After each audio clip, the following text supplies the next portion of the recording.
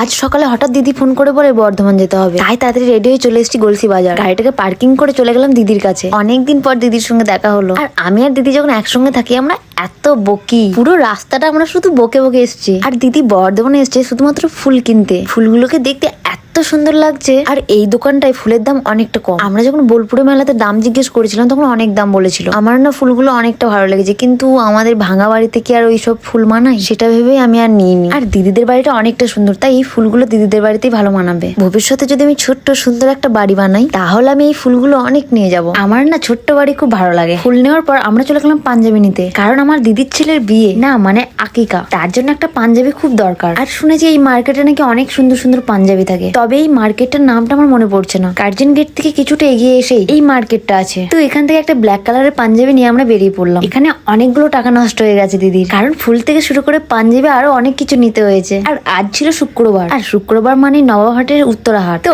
আমি আর দিদি গাড়ি থামিয়ে চলে এলাম উত্তরাহাটে। এসে দেখি অনেক ভিড়। শুনেছি এখানে জামা কাপড় নাকি অনেক সস্তা। যদিও আমার এখান থেকে কোনোদিন কোনো কিছু নেওয়া হয়নি, তবে দিদি নিল একটা শাড়ি। আর সত্যি কথা বলতে শাড়িটার দাম অনেকটা কম। বাজারে যদি হতো এই শাড়িটার দাম 2000 টাকা তো নিতই। আর আমার মতে আমাদের মতো মিডিল ক্লাসদের জন্য উত্তরার হাটই বেটার, কারণ যে শাড়িটা আমি 800-900 টাকায় পেয়ে যাচ্ছি সেটা আমি 2000 টাকা দিয়ে কেন নিতে যাব। তবে কোয়ালিটির মধ্যে হয়তো কোনো পার্থক্য থাকতে পারে। তো কেনাকাটা করার পর দিদিকে গাড়িতে চাপিয়ে দিলাম। দিদির সঙ্গে আবারও দেখা হবে আকিকার দিন। আর সারাটা দিন তো আমাদের বর্ধমানেই কাটলো আজ। তারপর আমি চলে গেলাম ফলের দোকান, কারণ মায়ের জন্য তো কিছু একটা নিতে হয়। ফলের দোকানে ফল কিনতে গিয়ে এই দাদা বলে তোমার ভিডিও আমার অনেক ভালো লাগে।